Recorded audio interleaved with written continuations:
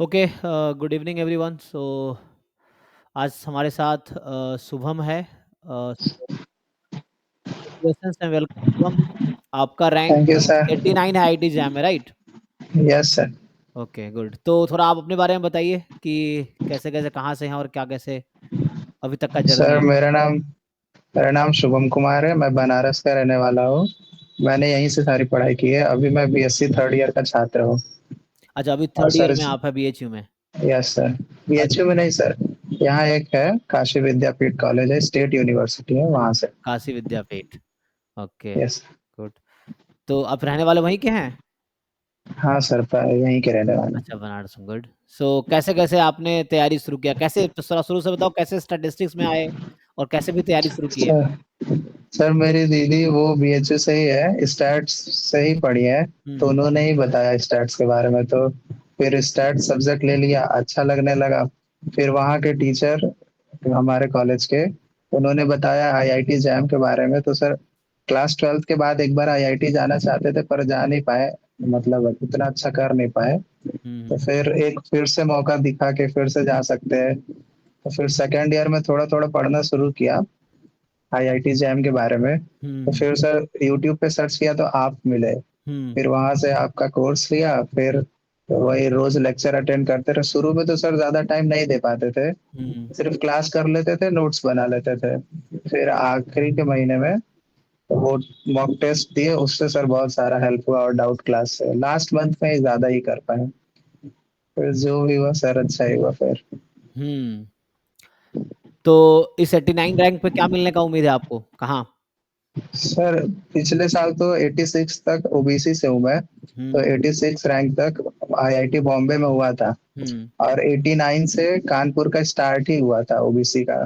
तो आईआईटी कानपुर तो आराम से मिल जाएगा। हाँ। बॉम्बे के भी चांस है, अब देखिए क्या हाँ, होता है। बॉम्बे, क्योंकि पहले हो सकता है बॉम्बे, बच्चा बॉम्बे प्रेफर करता है, फिर जिसको नहीं मिलता वो कानपुर, हाँ। ज्यादातर कभी ऐसा होता है। पिछले बार भी ऐसा हुआ शायद, इसीलिए 87 में वहाँ क्लोज हुआ और 89 से स्टार्ट यस हुआ, सर। नहीं? अच्छा। हाँ, यस तो सर। बॉम्बे का भी चांस है, क्योंकि रैंक जरूरी नहीं कि है ना सेम ही रहेगा, वो फ्लक्चुएट होता है। तो हो सकता है हम्म। कि जितनी सीटें बॉम्बे में हैं उतने ओबीसी कैंडिडेट में आप भी आ जाते हो, तो मिल जाएगा। हाँ, और नहीं तो कानपुर तो मिलना ही तय है, क्योंकि आपको ओबीसी कैटेगरी 89 रैंक है, तो कानपुर तो मिलेगा, श्योर है। बॉम्बे भी मिल सकता है, तो चलिए कम से कम आईआईटी में एडमिशन यस तो सर। होगा।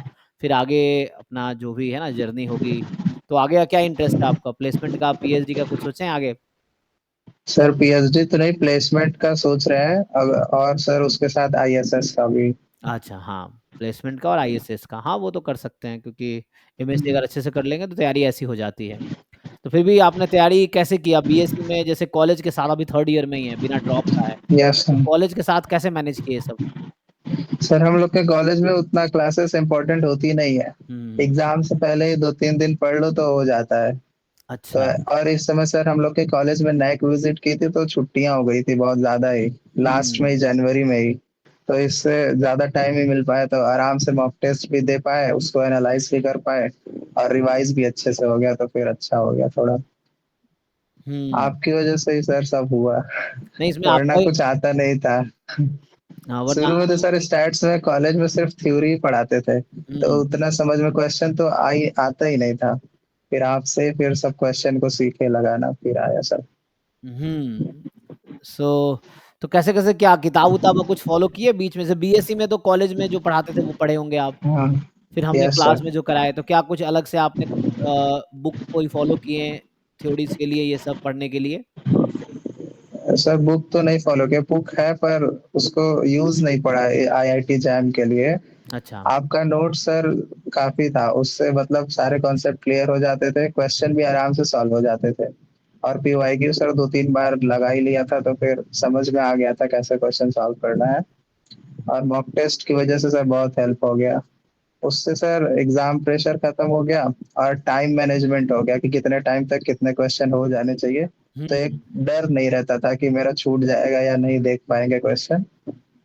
तो ऐसे आराम से हो गया। तो मतलब वो लेक्चर्स अटेंड किए, उससे सिलेबस हो गया, पीवाईक्यू आपने कई बार सॉल्व हाँ। किया, फिर मॉक टेस्ट दिए, हाँ डाउट क्लास सर। डेली होती ही थी, तो ये सब से आप है ना अच्छा कर पाए। ठीक है, तो जो बच्चे अभी प्रिपरेशन शुरू करें 2026 के लिए, तो उनको अगर कुछ आपसे एडवाइस चाहिए या कैसे क्या करना चाहिए, प्रिपरेशन कैसे करे, तो आपके जो एक्सपीरियंसेस रहे हैं इस जर्नी में वो बताइए। सर मैंने जो गलती करी कि मैंने क्वेश्चन ज्यादा प्रैक्टिस नहीं किया हुँ, और डाउट भी बहुत कम ही पूछा। इसकी वजह से मुझे लगता है कि थोड़ा कम ही आया। हुँ, मतलब और जो 2026 के बच्चे हैं वो क्लास तो ना छोड़े, पूरी क्लास करे, नोट्स बनाते रहे, क्वेश्चन स्टार्टिंग में कम करे तब भी चलेगा, लेकिन एट द एंड वो सारे क्वेश्चन प्रैक्टिस कर ले और इतना अच्छे से कर ले कि उन्हें थोड़ा थोड़ा याद भी हो जाए, सारे कॉन्सेप्ट याद हो जाए अच्छे से। क्वेश्चन में सर कभी कभी होता है शॉर्ट्स नोट्स बनाने पड़ते हैं क्वेश्चन से ही लेके, तो हुँ। वो सब भी अच्छे से बनाए और रिवाइज करते रहे तो आराम से हो जाएगा। और डाउट जितना हो सके उतना पूछे, डाउट पूछने से सर बहुत फायदा होता है। हाँ। अच्छा ये कॉलेज और अच्छा कॉलेज और ये एग्ज़ाम प्रिपरेशन आपने कैसे मैनेज किया फिर? कैसे दिन में कॉलेज होता होगा, जब शुरू किए होंगे हाँ तैयारी, सर। शाम को क्लासेस यहाँ होती थी, रात को? हुँ, सर मैं लाइव क्लास तो नहीं करता था, रिकॉर्डेड क्लास ही करता था। हुँ, कॉलेज तो सर दिन में जाते थे और कभी कभी नहीं भी जाते थे, हुँ, तो कॉलेज का उतना मुझे असर नहीं दिखा, मतलब कॉलेज को ज्यादा टाइम नहीं दिया, जो भी टाइम था जैम को ही दिया आराम से। कॉलेज में सर हम लोग का कंपलसरी नहीं है अटेंडेंस, तो जाते थे नहीं जाते थे हुँ, उतना उन कॉलेज वालों को भी नहीं रहता था। प्रैक्टिकल में जाना पड़ता था तो कभी कभी क्लासेस छूट भी जाती थी, ये ऑनलाइन वाली आपकी, तो अगले दिन आराम से रिकॉर्डिंग देख लेते थे, नोट्स बना लेते थे। क्वेश्चन ही शुरू नहीं कर पाए, इसी वजह से सर थोड़ा वीक हो गया। लास्ट में किया तो थोड़ा ठीक हो गया, नहीं तो डर लगा रहता था कि हुँ, क्या होगा क्या नहीं होगा। हुँ, और इस बार का पेपर ही हार्ड आया था सर। शुरू में जब क्वेश्चन कर रहे थे तो 10 तक सर एक नंबर वाले ऑब्जेक्टिव होते हैं, तो उसमें हुँ। से 8 कर दिए, तो मुझे लगा कि मैं ही टॉप करने वाला हूँ अब। 8 कर दिए, फिर उसके बाद जैसे जैसे क्वेश्चन देखे और धीरे धीरे धीरे धीरे हार्ड ही होता गया, तो छूटता गया छूटता गया, फिर लगा कि अब एक आ ही नहीं रहा है, पूरा 10 क्वेश्चन देख लिया लगातार, आ ही नहीं रहा है। फिर करते करते पेपर देकर आया तो ऐसा लग रहा है कि अब उम्मीद ही छोड़ दो, सीयूईटी पढ़ो। फिर वो आंसर किया है तो थोड़ा उम्मीद हो गया फिर से। हाँ, क्योंकि पेपर तो बहुत डिफिकल्ट था। हिस्ट्री में अभी तक एग्जाम 2005 से लेकर अभी तक सबसे डिफिकल्ट पेपर 2025 वाला रहा है। Yes sir. जैसे जनरली क्या होता था, जैसे आप 89 है, चलो बच्चों की जानकारी के लिए बताऊं, तो 89 रैंक है आपके, कितने मार्क्स हैं? 26 है। 26 हैं। तो पेपर कितना डिफिकल्ट है, इससे लोग अंदाजा लगा यस सकता सर। है कि 100 में 26 मार्क्स मतलब सिर्फ 88 या 89 बच्चे ही 26 प्लस मार्क्स ला पाए। Total yes 3000 sir. अप्रॉक्स 3000 बच्चों ने एग्जाम दिया। 3000 में 89 बच्चे ही हैं जो 26 के आसपास पहुंचे हैं, बाकी 26 से कम मार्क्स ही हैं। तो इतना डिफिकल्टी पेपर की बढ़ गई है ना? ये चीज है। Yes sir. और जैसे अब जैम 20 आप कह रहे 20 कितना मार्क्स, 6 मार्क्स है ना? तो 20, 26 यस सर। क्योंकि पिछले साल 2024 में 26 मार्क्स पे अराउंड मुझे लगता है 300-400 रैंक था, ऐसा है। और इस बार 89 रैंक है। पिछले बार पेपर बहुत इजी था, इस बार बहुत डिफिकल्ट था। Yes sir. लेकिन वो है कि भाई पेपर कैसा भी हो, आपकी प्रिपरेशन अच्छी है तो रैंक अच्छी आ जाएगी, है ना? ये है कि रैंक तो वहीं लैंड करना है। ठीक है, तो आपने बहुत कुछ बताए बच्चों के लिए। और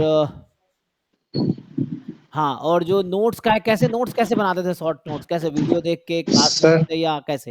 हाँ, पहले तो सर आपके क्लास में जितने भी आप कराते थे वो सारा लिख लिया एक बारी, हुँ, सारे टॉपिक अलग अलग नोट्स बना लिया। हुँ, फिर उसको रिवीजन करने के लिए एक दूसरे कॉपी में सिर्फ सर, मतलब एक कॉपी में सिर्फ नोट्स लिखते थे और एक दूसरे कॉपी में उसमें जो क्वेश्चन है वो सॉल्व कर लेते थे, तो क्वेश्चन अलग नोट्स अलग हो गए। हुँ। फिर सर सारे नोट्स बार बार रिवाइज कर लेते थे और पीवाईक्यू सॉल्व करते थे, ऐसे कर गए।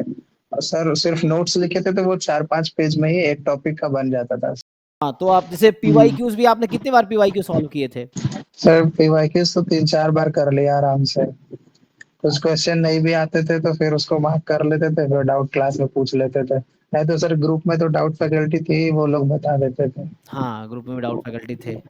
ओके, सो ये रहा। अब बाकी मॉक टेस्ट, कितने मॉक टेस्ट आपने दिए होंगे टोटल?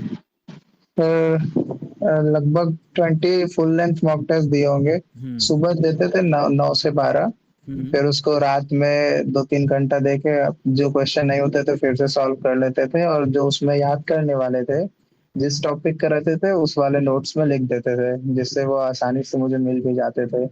ऐसे कर करके लगातार ही टेस्ट दिए, लगभग 10-12 दिन तो लगातार दिए।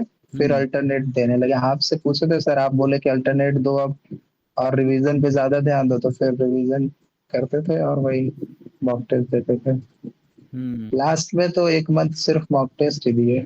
हाँ, ये अच्छा है ना, क्योंकि लास्ट के मंथ में ज़रूरी है अपनी प्रिपरेशन को टेस्ट करना, तो मॉक टेस्ट से ही पता चलता है ना, कि क्या गलती एग्ज़ाम में नहीं करनी है, ये चीज़ है। Yes sir. शुरू में तो सर इतने कम मार्क्स आते थे, अगर 100 बच्चे मॉक टेस्ट दे रहे हैं तो 50 रैंक 60 रैंक आते थे। हुँ। और फिर लास्ट आते आते 12 11 रैंक आने लगा, फिर टॉप 10 में भी आने लगा, तो फिर थोड़ा कॉन्फिडेंस बढ़ा। बिल्कुल, तो यहाँ जैसे 100 बच्चे एग्ज़ाम देते थे अराउंड, बच्चे तो बहुत थे, 100 डेढ़ 100 देते हैं एग्ज़ाम बस ऑनलाइन यहाँ पे, लेकिन वहाँ 3000 बच्चों में उसके अकॉर्डिंग ही है ना, इफ़ेक्ट है। Yes sir. बिल्कुल, सही है, तो आपने बहुत अच्छा किया है। तो आखिरी में हम लोग जैसे जैसे बच्चा पूछता है कि जैसे तैयारी आप खुद भी तो कर सकते थे, लेकिन क्या हेल्प होता है, कोई अगर यस सर। किसी मेंटर को जॉइन करने से क्या कुछ फ़ायदा होता है? सर अगर खुद से हेल्प करेंगे तो फिर बहुत मुश्किल होगा, हर जगह ढूँढना पड़ेगा कौन सा टॉपिक कहाँ से पढ़े, और बहुत टाइम वेस्ट होगा जैसे। हुँ, और फिर हो सकता है कुछ टॉपिक ना भी मिले। हाँ। और सर आपकी वजह से तो सारे टॉपिक एक जगह मिल जाएँगे। आप सर सीरियल वाइज़ पढ़ा भी देंगे, समझा देंगे, सारे कॉन्सेप्ट क्लियर हो जाएँगे। क्वेश्चन भी आप सर क्लास में करा देते हैं, हुँ, और डीपीपी भी मिल जाता है।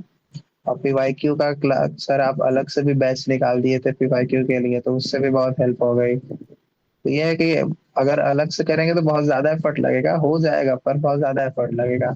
और कोचिंग जॉइन कर लेंगे तो फिर आप आप जैसे-जैसे बता रहे हैं बस वैसे-वैसे फॉलो करते रहे, आराम से हो जाएगा फिर।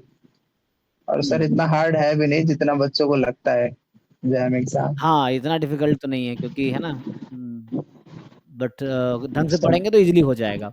Admission yes at least sir. इतना आ जाएगा कि एडमिशन हो जाएगा आईआईटी में, ये चीज़ है। हुँ, सो आई थिंक एंड में ठीक है, एंड में कंक्लूड करने के लिए हम आपको बस वही कहेंगे कि जो अभी नेक्स्ट एस्पिरेंट्स हैं, उसको कुछ फिर से अगर आपको कुछ हुँ। कहना हो एज़ अ कंक्लूज़न तो हम है ना, ये लास्ट क्वेश्चन होगा, तो उसके लिए आप बता दीजिए जो एडवाइस और जो सजेशन आपका होगा एंड देन उसके बाद हम स्टॉप करेंगे।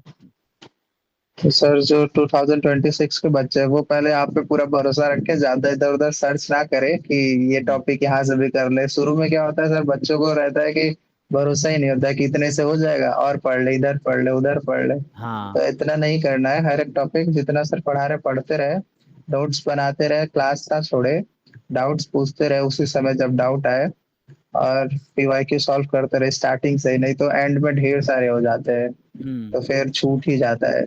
तो स्टार्टिंग से ही सारे चीज़ करते रहे, और अगर गैप भी हो रहे हैं तो रोज़ कम से कम 1 डेढ़ घंटा तो दे ही दें, तो अच्छा ही होगा फिर।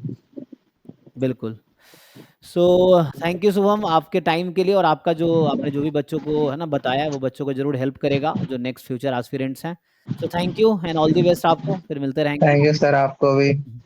Thank you sir. Thank you, हाँ।